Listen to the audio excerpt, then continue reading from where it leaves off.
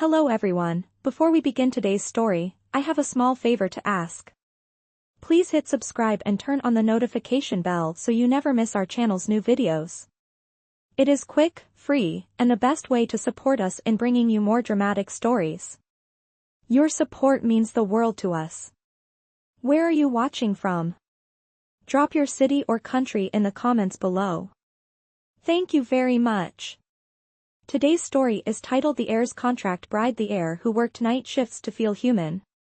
Now, let us return to our main character. The rain was falling hard over New York City that night, silver streaks against the glass towers that shimmered like ghosts. In a quiet hospital cafeteria, lit only by the glow of vending machines, Lila Tran sat at a corner table, her scrubs damp, her eyes heavy from a 12-hour night shift. She was 26, a nurse who worked overtime not for ambition, but for survival. The sound of the rain outside blended with the hum of the refrigerator behind her, a rhythm she had grown used to, the rhythm of exhaustion. She stirred a paper cup of coffee gone cold, trying to ignore the letter folded in her pocket. Final notice. The small community clinic where her late mother used to volunteer was days away from being shut down. She had tried everything: fundraisers, petitions, even selling her car, but hope had been shrinking faster than the daylight hours she never saw. When the automatic doors hissed open, a gust of rain swept in, followed by a tall man in a black coat. He walked with quiet confidence, but there was something tense in his posture, as if he was holding back a storm inside. His eyes found her immediately. "Miss Tran?" he asked, his voice low, steady. She froze, halfway through a sip of her coffee. "Yes. I am Lila. Who are you?" The man placed a folder on the table between them. "Ethan Vale," he said simply. The name made her blink. Everyone in the city knew it. The Vale family owned half the skyline. Vale Industries, real estate, tech, and hospitals included. And yet here he was, standing in front of her, his hair still damp from the rain, sleeves rolled up, tie loosened. "Mr. Vale," she said carefully, "what are you doing here?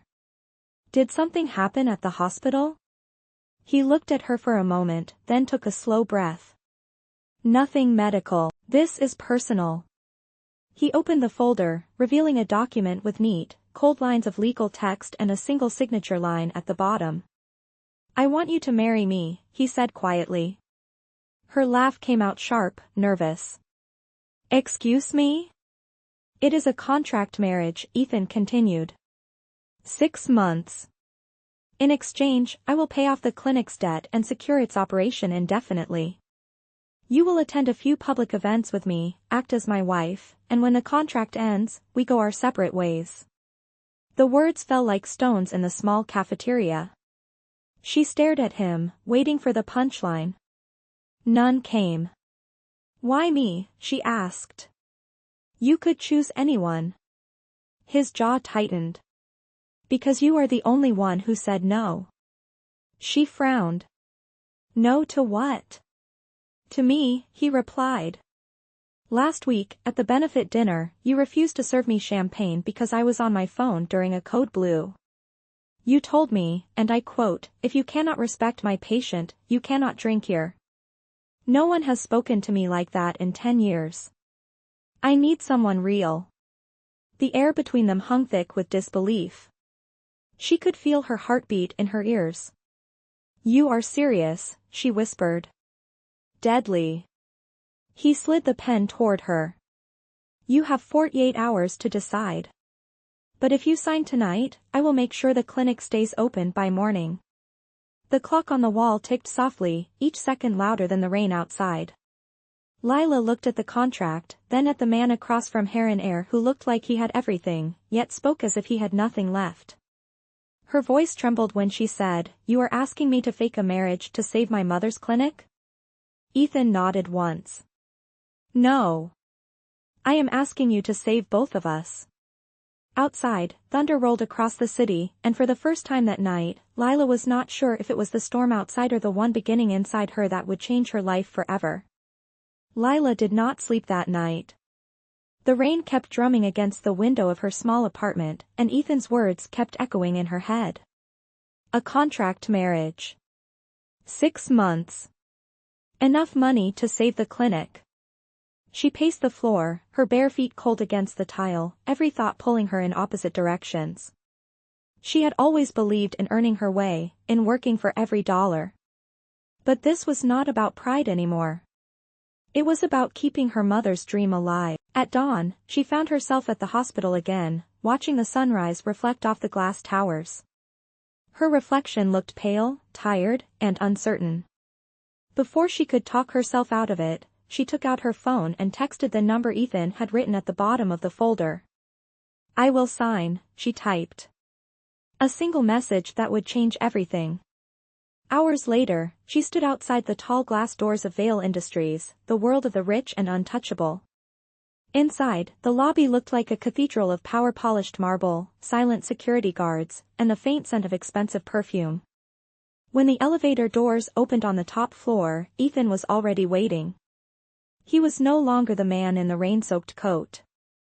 He wore a charcoal suit now, sharp and precise, but his eyes were the same quiet, tired, watchful. "Miss Tran," he said, standing. "Thank you for coming."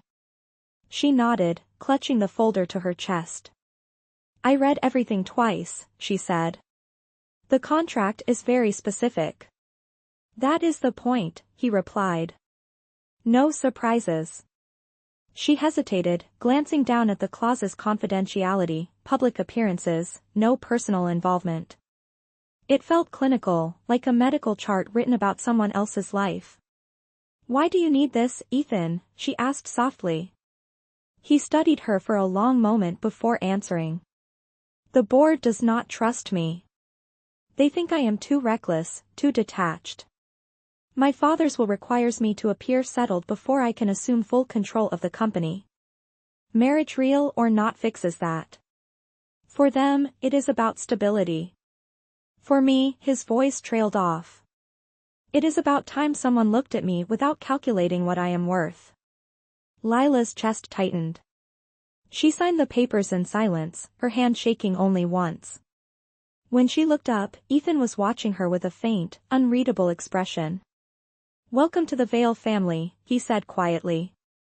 He offered his hand. She hesitated, then took it. His palm was warm, steady, grounding. Later that day, the world began to shift. Her phone buzzed with calls from a stylist, a public relations assistant, and someone who referred to themselves as the image architect. Within hours, Lila found herself in a private suite surrounded by mirrors, fabrics, and the constant click of cameras. Dresses, heels, jewels, objects she had never touched, now draped around her like armor. The stylist beamed. "You will attend the Vale Foundation Gala tonight. The public debut of the new Mrs. Vale." Lila blinked. "Tonight?" The woman nodded. "Ethan wants to start strong. You will be perfect." That evening, the ballroom shimmered under chandeliers. The air smelled of champagne and ambition. Lila walked in beside Ethan, her hand resting on his arm, her heartbeat echoing in her ears. Flashbulbs went off like lightning. People turned, whispers spreading through the crowd. Ethan leaned slightly toward her and murmured, "Breathe. They are just people. Pretend this is easy." She managed a small nod. When the reporters asked questions, Ethan's answers were calm, smooth, effortless. And when one journalist asked how they met, he glanced at her with the faintest smile. "It started with coffee and rain," he said. The crowd laughed softly, charmed by his composure. But Lila's mind flashed back to that night in the cafeteria, the storm outside, the tremor in his voice when he said he needed someone real. And suddenly, standing under the golden light of the chandeliers, she wondered if maybe both of them had made a deal with fate they could not control. The night ended with applause and cameras, but as the doors closed behind them, Ethan exhaled, tension finally breaking from his shoulders. "You did well," he said. "You looked genuine." "It was not acting," she replied quietly. He turned to her, and for the first time, his smile reached his eyes. Outside, the city glowed beneath them, endless and cold, but inside the limousine, a strange warmth began to grow, fragile, dangerous, and real. The morning after the gala, sunlight filtered through the massive windows of the Vale penthouse, painting streaks of gold across marble floors. Lila woke up in a guest room so beautiful it barely felt real. Fresh roses, folded linens, and a view that stretched endlessly over Manhattan. Yet beneath all the luxury, she felt out of place, like a visitor in someone else's dream. She showered, dressed in the soft robe that hung behind the door, and walked quietly into the living room. Ethan was already there, seated at a long table covered with files and coffee cups. His sleeves were rolled up, his tie undone. The man looked less like a billionaire and more like someone who had not slept in days. "Morning," she said softly. He looked up, startled for a moment, then nodded. "Morning. I hope you slept well." "As well as anyone could after pretending to be a millionaire's wife," she said, half joking. Ethan smiled faintly. "You handled yourself better than most professionals would have." The board called. They were impressed. "Then I guess your plan is working," she said. "For now," he replied, and something in his tone made her pause. He poured her coffee, sliding the cup across the table. "We have another appearance tomorrow night. Charity dinner at the Metropolitan Museum. You will need a gown and patience. They like to ask questions." "What kind of questions?" "The kind that sound polite but are really about power," he said. Their eyes met, and for a moment the air between them felt charged, unspoken. Lila nodded, pretending not to notice. Later that day, she wandered through the penthouse alone. Every corner gleamed, every painting expensive, but the space felt cold. No photos. No memories. Only perfection. She stopped by a piano in the corner, its keys untouched. One note was slightly out of tune when she pressed it. A reminder that even in this flawless world, something was imperfect. That evening, while Ethan was on a conference call, she found herself in the kitchen with his housekeeper, an older woman named Maria. "He used to play that piano," Maria said quietly as she brewed tea. "Before his father died. After that, the music stopped." Lila listened, silent. The more she learned about Ethan, the clearer it became that beneath the expensive suits and calm voice, he was a man carrying invisible bruises. When he finally emerged from his office, his expression was distant. "You look tired," she said. "You should rest." He gave a humorless chuckle. "Rest is for people who are not being watched by 12 board members and 2 newspapers." "Then maybe you should stop pretending you do not care," she said gently. He froze, his jaw tightening. "Care gets you hurt," he said, turning away. "You will learn that if you stay long enough." The words hung heavy between them. For a while, neither spoke. Then she said softly, "Maybe you have been hurt because you only let the wrong people close." Ethan looked at her, something flickering behind his eyes, regret, maybe even longing, but he said nothing. The next night came quickly. The charity dinner glittered with chandeliers and champagne again, but this time Lila felt the weight of every stare. The cameras, the whispers, the women in diamond gowns who looked at her as though she were a fraud. Ethan noticed, stepping closer. "Ignore them," he said quietly. "They only see what money tells them to." She forced a smile, lifting her glass. "Then what do you see?" He hesitated, then answered, "Someone who still believes people can be good." Before she could respond, a voice interrupted. "Ethan Vale," a man greeted warmly. It was one of the board members, older, slick, with a handshake that lasted too long. "And this must be your wife." "She is unexpected." Lila smiled politely, hiding the sting behind her calm. "Unexpected can be good," she said. The man laughed awkwardly, retreating. When they were alone again, Ethan leaned close. "You handled that perfectly." "It is not hard," she said. "I deal with difficult patients all the time." He laughed quietly, shaking his head. For the first time, the sound was real. Later, as they left the event, Lila looked up at the night sky above the city, thinking about the strange balance between truth and performance. Somewhere between the fake smiles and practiced lines, something inside her had shifted. This was supposed to be a job, a contract, a performance. But with every look, every quiet word from Ethan Vale, she felt herself walking closer to something that could destroy them both if either of them forgot it was all supposed to be pretend. Weeks passed, and the rhythm of their new life began to settle into something strangely familiar. Each morning, Ethan left early for meetings, and each evening, they appeared together at dinners, charity events, and board gatherings. What started as a calculated performance began to feel like a habit, one that neither of them wanted to break. Yet beneath the polished smiles and polite laughter, there was a quiet unease neither dared to name. One Sunday afternoon, the penthouse felt unusually still. Ethan had cancelled his appointments for the day, and Lila found him in the kitchen, sleeves rolled up, trying and failing to cook. The counter was a battlefield of flour, broken eggs, and half-burned pancakes. She laughed softly, covering her mouth. For a man who owns half of Manhattan, you have a terrible relationship with a frying pan. He gave her a mock glare. I do not cook. I command people who do. Then consider this your first lesson in humility, she teased, stepping closer to take the spatula from him. Their hands brushed for just a moment, but it was enough to make her heartbeat falter. She quickly looked away, focusing on the pan. So, what exactly were you trying to make? Something edible, he said. I saw a picture online and thought, how hard could it be? Famous last words, she murmured. The silence that followed was soft, comfortable. For the first time, the apartment smelled like something human, warm, imperfect, alive.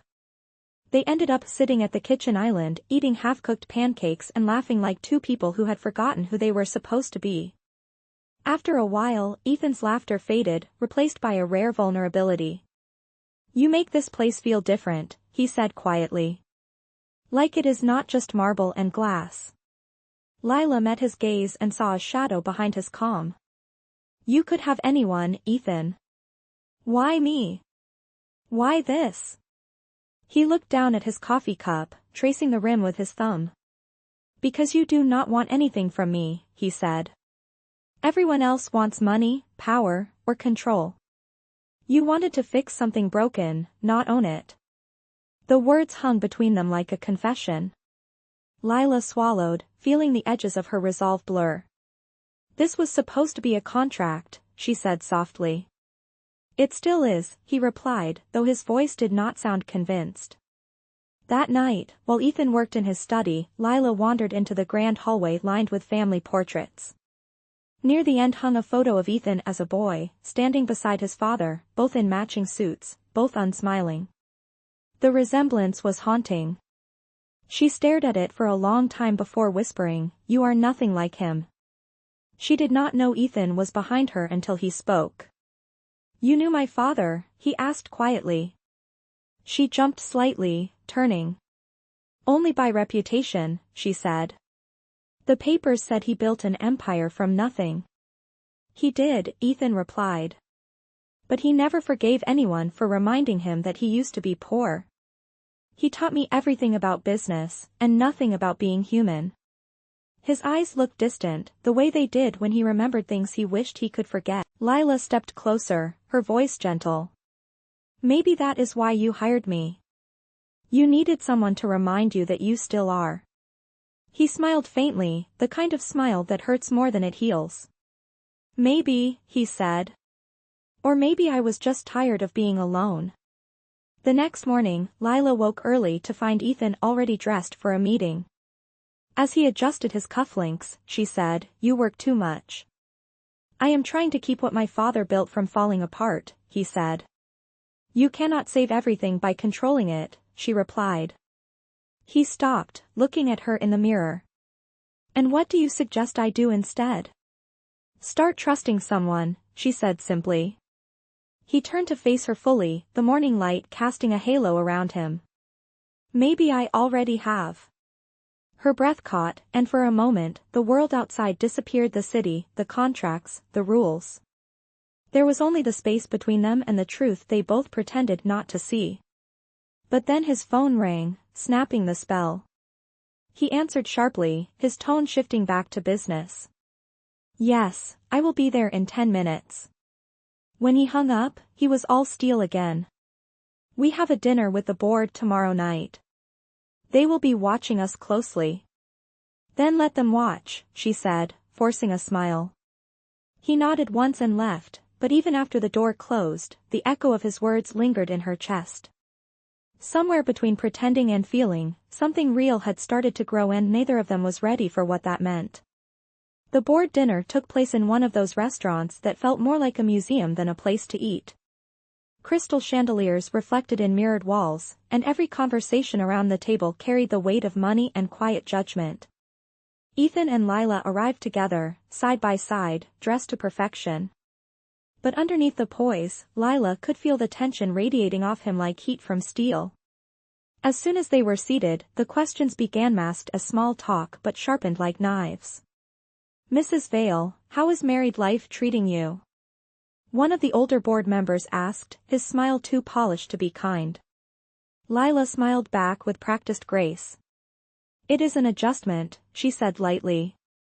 But I have learned that marriage, like business, requires patience and trust. Across the table, someone chuckled. And luck, another voice added. Ethan's jaw tightened. He took a slow sip of wine before replying, luck favors those who know what they are doing. The table laughed politely, and for a moment, the air eased. But then came the next test. A younger executive leaned forward, his tone smug. Rumor has it this marriage came out of nowhere. No engagement, no announcement. Very sudden, do you not think? Lila felt the weight of a dozen eyes turn toward her. She could feel her pulse in her throat. Before she could answer, Ethan spoke. Sometimes life does not give you time to plan. It gives you a choice, and you take it before it disappears. His voice was calm, but his hand under the table found hers, steadying her trembling fingers. She looked at him, startled. He met her gaze, silent reassurance in his eyes. And besides, he added smoothly, when something feels right, why wait? The table murmured with approval. A few glasses lifted in toasts, and just like that, the scrutiny shifted elsewhere. Lila exhaled quietly, but Ethan's hand did not move. He kept it there for a heartbeat longer than necessary before letting go. When the dinner ended, they walked outside into the cool night air. You did well, he said. You kept your composure. She smiled faintly. You too. That was a nice speech about fate. It was not a speech, he said, his voice low. It was the truth. She looked up at him then, the city lights reflecting in his eyes, and for a moment, she forgot that everything between them was built on a contract. The next morning, the calm shattered.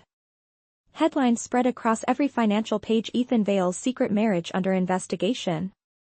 The photographs from the dinner were everywhere, Ethan's hand on hers, their gaze across the table.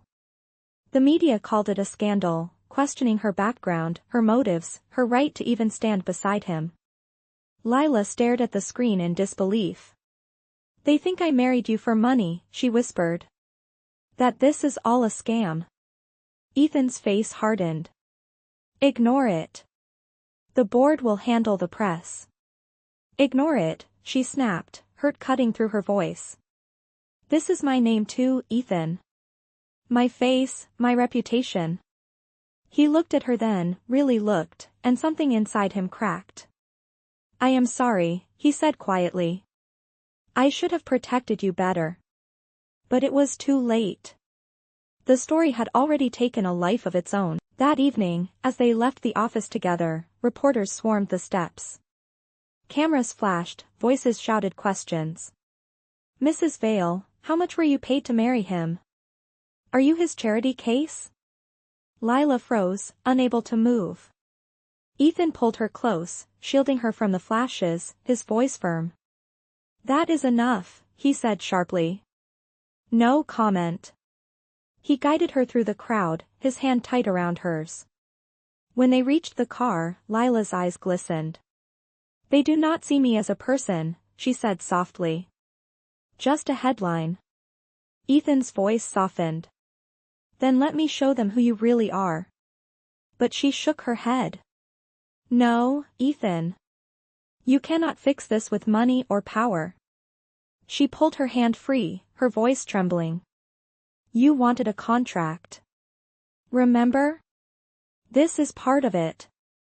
Before he could respond, she turned away and stepped back into the storm of cameras, her figure swallowed by the flashing lights.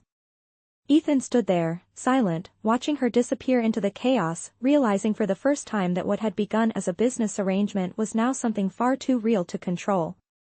The man who had built his life on control had finally lost the one thing he never planned for her. The scandal did not fade the next day. It grew louder, feeding on whispers and half-truths until every news outlet in the city carried her name. Lila stayed inside the penthouse, blinds drawn, avoiding the television, the phone, and her own reflection. Ethan tried to manage the chaos from his office, but every call with his public relations team ended the same way, with more anger, more exhaustion, more guilt. That evening, when he came home, she was sitting on the couch, staring at the darkened skyline. They called my hospital, she said quietly. They want to review my employment records. They think I lied about who I am. Ethan froze. That will not happen, he said firmly. I will make sure of it. You cannot buy silence from everyone, she replied, her voice trembling. This was never supposed to destroy me, Ethan. It was just a contract. He ran a hand through his hair, his composure cracking. Do you think I wanted this?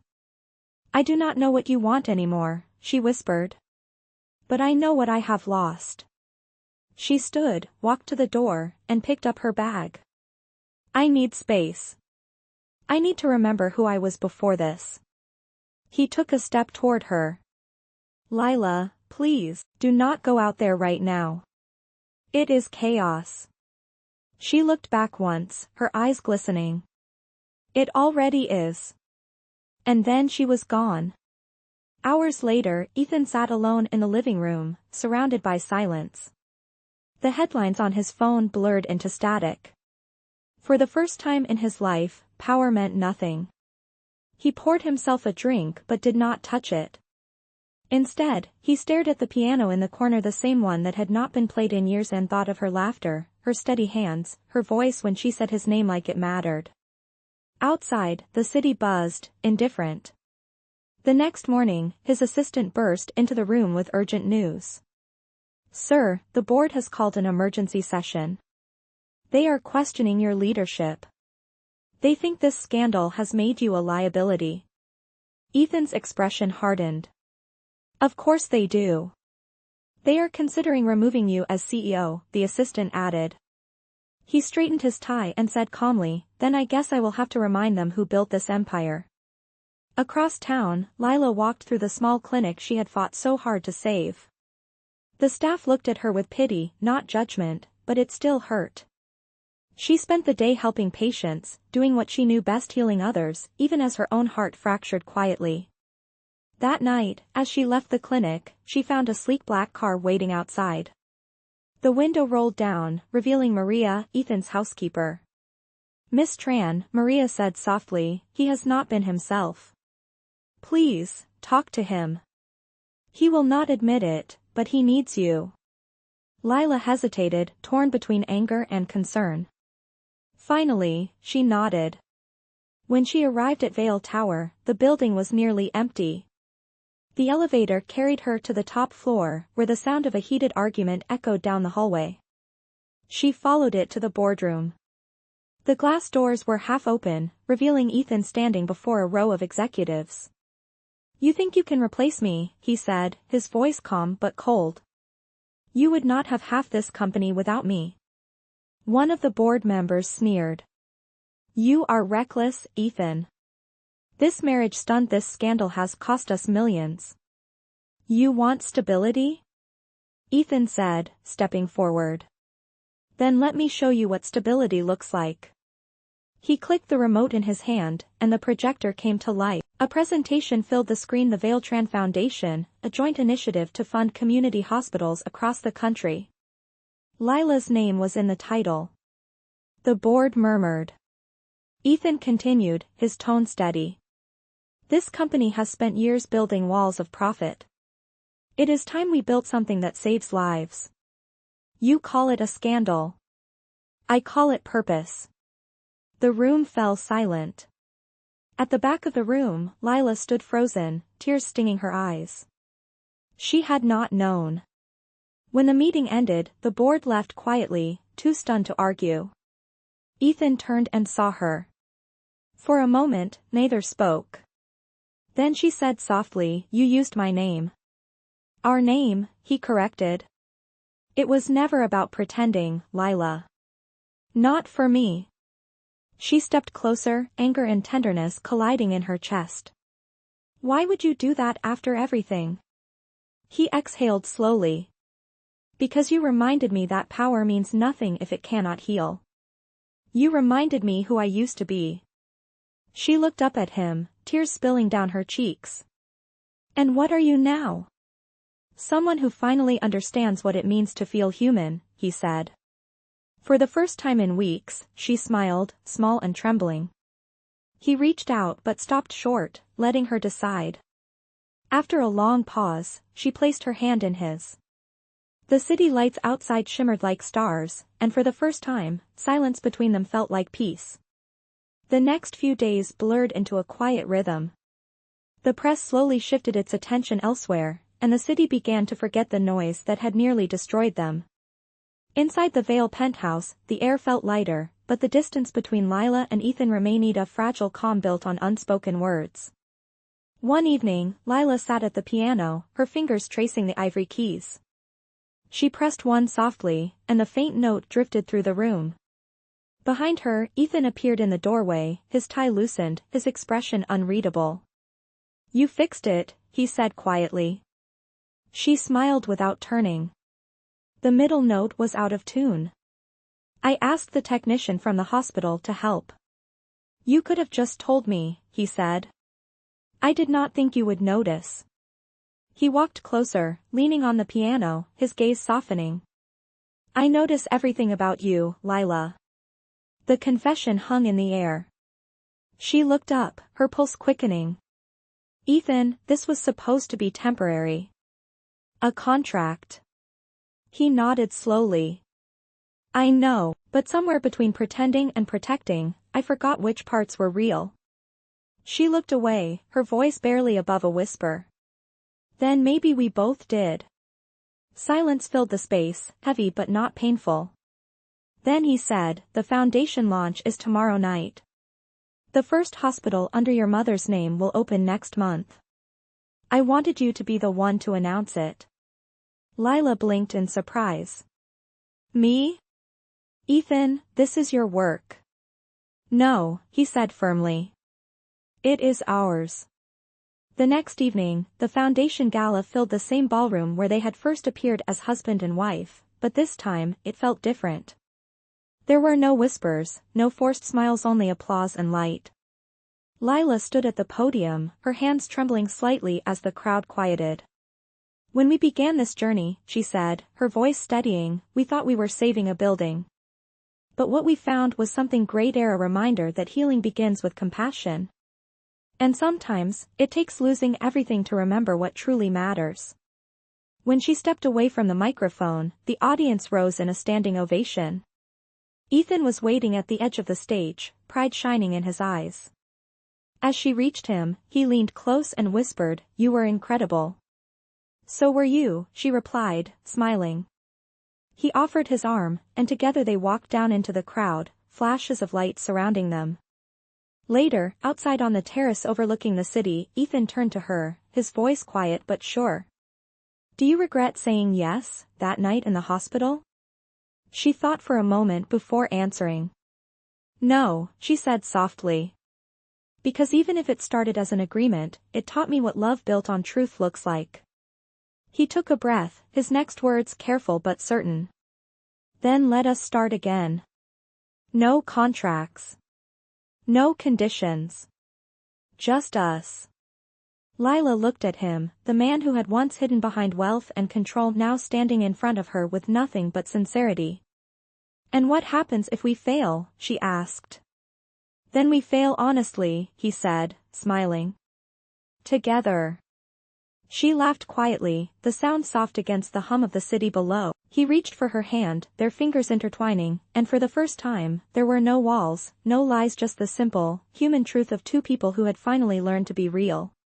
Spring arrived quietly in New York, washing the city in soft light and blooming trees.